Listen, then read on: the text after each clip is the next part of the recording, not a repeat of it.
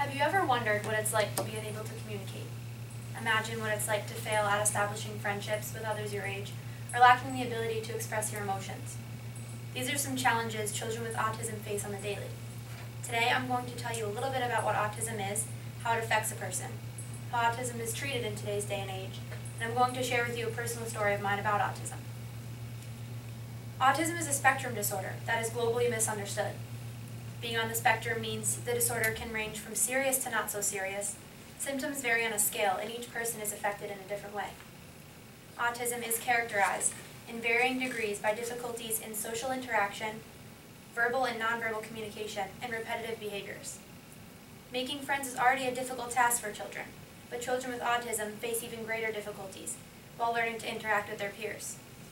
Children with autism generally don't find social interaction appealing like most of us do, which is why teachers and parents must make social interaction interesting, different, and enjoyable to appeal to their autistic child. On the other hand, some children with autism respond well to social interaction, yet do not go out of their way to initiate it. Some enjoy spending time alone and develop obsessions with objects, ideas, or desires. If you direct your attention to the photo on the left, you can hit the slide, you'll notice a young boy playing with his toy cars. You see the cars lined up in a straight and tidy formation, which is common for a child with autism to do. Sometimes they circle themselves with their toys, which provides a sense of protection, and their play is often repetitive.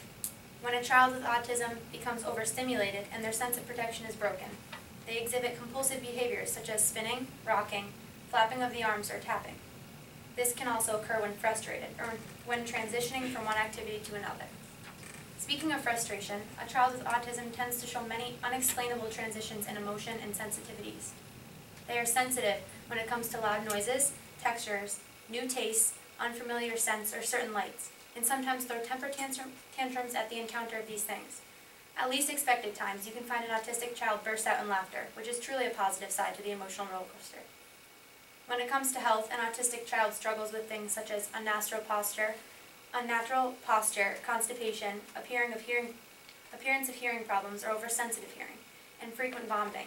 Autism comes with many allergies or food sensitivities, and most common health problem associated with autism is seizure activity. Some of these symptoms are things that must be treated, but have we found a way to do so yet? The answer to that question is yes. Although autism has no cure at this point in time, this does not mean nothing can be done for a person with autism. Each child or adult is unique, which calls for a personalized intervention plan to address specific needs.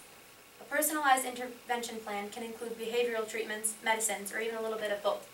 There are treatment organizations such as ABA, Applied Behavioral Analysis, or Verbal Behavioral Therapy, which are set in place to benefit the child. As a parent, it wouldn't be so easy to hear the news that your child does have autism. Everything you've planned for your baby will have to be altered to fit its needs, which could potentially be a lot of work. Regardless, giving birth to a baby with autism is truly a blessing, which I've always believed to be true. This brings me to the way society views autism. Autism is sometimes misunderstood. Many people believe a child with autism simply doesn't want friends, when really he or she is struggling with social skills. An autistic child isn't incapable of having emotion. They just aren't sure how to express these emotions. People with autism aren't intellectually disabled. In fact, many people with autism have average to high IQs and may excel in any subject. I grew up with a little boy named Matthew.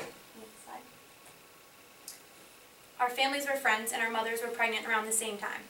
Matthew has autism, and I treated him like any other friend of mine. At the time, I didn't know any better. He wasn't any different to me. We played the same games and got along, and I didn't notice any difference in Matthew at all until I got older. I started to understand his situation, along with many other things about autism.